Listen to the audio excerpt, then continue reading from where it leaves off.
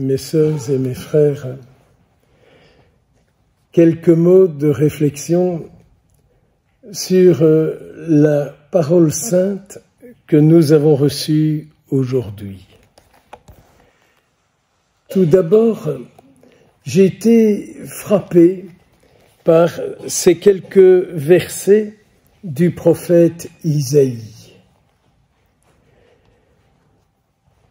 C'est la revanche de Dieu qui vient. Et je me souviens, quand j'étais gamin, donc il y a très longtemps, ma mère disait parfois « tu ne dois pas te laisser faire, tu dois te venger ».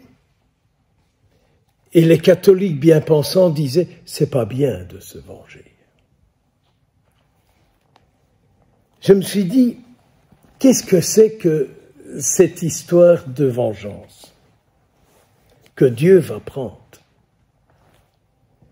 Je ne sais pas vous dans vos vies, mais moi il m'arrive de rencontrer des gens avec lesquels j'ai des accrochages. Des personnes qui me disent des choses et ça me fait du mal. Et parfois je réponds, je vole dedans. Et parfois je suis tellement pris de court que je ne sais pas que faire. Mais alors après coup, ça tourne dans l'estomac, dans le corps, dans la tête et partout, à un point tel qu'on risque même de mal tourner. Mais je sais que je suis un cas unique, Dieu merci. Eh bien, ces quelques paroles du prophète Isaïe m'ont fait un bien fou. Et je me suis dit, au lieu de tourner, de ratourner dans ta tête, dans ton corps et partout, ce qu'on t'a dit, ce qu'on t'a fait, ce que tu aurais dû répondre et comment réagir, je me suis dit, une fois de plus, Seigneur, tu as bien raison. Tu m'invites à venir près de toi et tout simplement à déposer, à arriver avec ta grâce, de me vider entièrement de ce qu'on m'a dit, de ce qu'on m'a fait. La première revanche que tu prends, Seigneur, c'est de me redonner ta paix. Mes sœurs, mes frères, notre Seigneur Jésus a-t-il un autre souci constant et permanent, pour vous, pour moi, pour nous, que de nous maintenir dans la paix? N'est-ce pas ça son incarnation? Il est le prince de la paix. Donc, le Seigneur va prendre en charge cette situation. Et vous me direz, c'est pas évident. Non, ce n'est pas évident. Néanmoins, je suis convaincu que la revanche de Dieu, c'est la paix.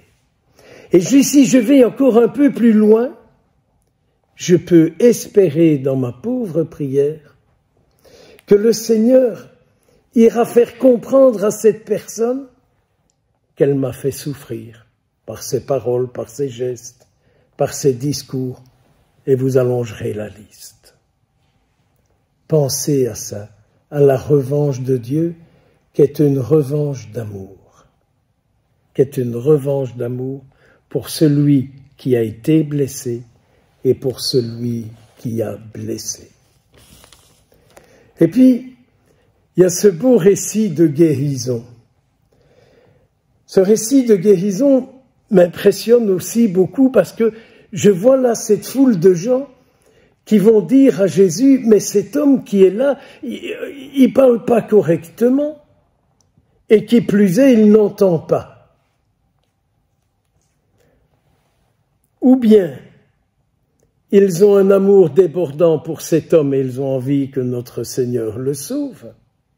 Ou bien ils se disent, celui-là, qui est ici comme nous et qui écoute Jésus, le jour où Jésus l'aura touché, il nous parlera correctement de Jésus.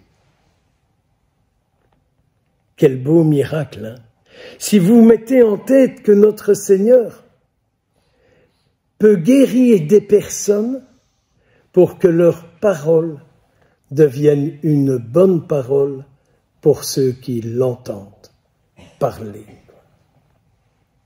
Il faudrait demander cette grâce aujourd'hui pour beaucoup d'entre nous. Et puis, si notre Seigneur guérit les oreilles de ce monsieur,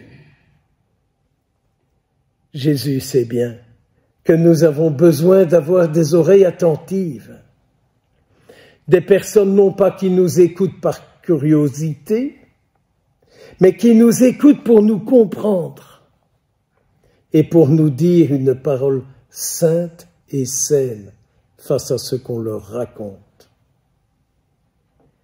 Je me dis, le Seigneur a guéri cet homme, il parle bien. Il parle selon le cœur de Dieu.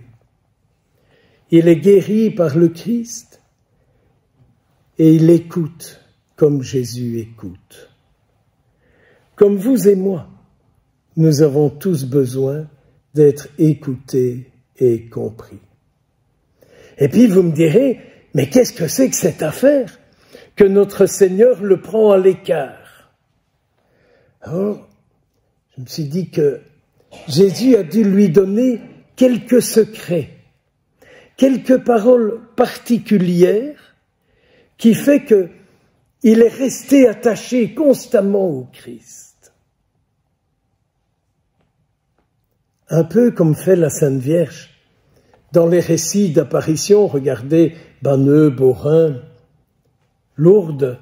Au voyant, elle confie un secret qui fait qu'ils sont toujours liés avec elle dans un lien unique d'amour. N'est-ce pas ce que le Seigneur va accomplir en chacun de nous aujourd'hui? Nous laisser sur une parole particulière pour cette semaine qui s'ouvre devant nous. Quel beau dimanche! La revanche de Dieu, notre Seigneur qui fait tout et qui prépare des gens qui auront une parole bonne pour nous, qui auront une oreille attentive pour nous. Qu'est-ce que nous cherchons finalement? Que cherchons-nous? J'étais aussi impressionné par la lettre de Saint Jacques. Et doublement, parce que hier j'étais dans une réunion et quelqu'un me disait « Ah, j'ai pris ma voiture et j'étais loin parce que là c'était l'évêque qui venait célébrer. » Et il n'est pas venu. C'est pas bien, hein? Je lui dirai « Na ». Et je disais à cette personne « Je peux comprendre votre déception. Mais si c'est un prêtre qui arrive tout crado, ou un beau monseigneur avec un petit chapeau violet rouge, et bientôt blanc en Belgique, c'est toujours le même Jésus-Christ qui vient dans l'Eucharistie. Alors c'est tout à fait Saint Jacques. Ne nous laissons pas troubler par des grades, par des fonctions. Tout ça, ce ne sont que des épluchures. Ce ne sont que des épluchures. Des emballages. N'est-ce pas ce qui compte? C'est la profondeur des cœurs de ceux que nous rencontrons et qui nous rencontrent. Et cette dernière parole qui est dans ce petit passage de Saint Jacques d'aujourd'hui. Ah, le royaume est promis à ceux qui auront aimé Dieu. Mes frères et mes sœurs, si vous, si moi, nous sommes ici, n'est-ce pas le signe que nous l'aimons? Le signe que nous cherchons son royaume? Soyez bénis. Que beaucoup de grâce vous soit accordée aujourd'hui, et qui plus est en ce 8 septembre, où on fête la naissance de la Vierge Marie. Celle qui vient nous accompagner, afin que nous puissions dire oui au Seigneur en toutes circonstances. Mais elle dit que tout se passe pour moi selon la parole du Seigneur. Eh bien oui, que tout se passe pour vous, pour moi, pour nous tous, selon la parole entendue aujourd'hui, le Seigneur prend sa revanche, il nous donne sa paix. Il nous crée des personnes qui nous parlent selon son cœur. Et il nous dit, ne te laisse pas troubler par ce que tu vois. Ce qui compte, c'est l'amour que tu me portes.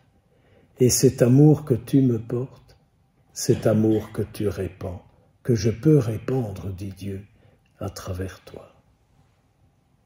Beaucoup de grâce sur vous tous.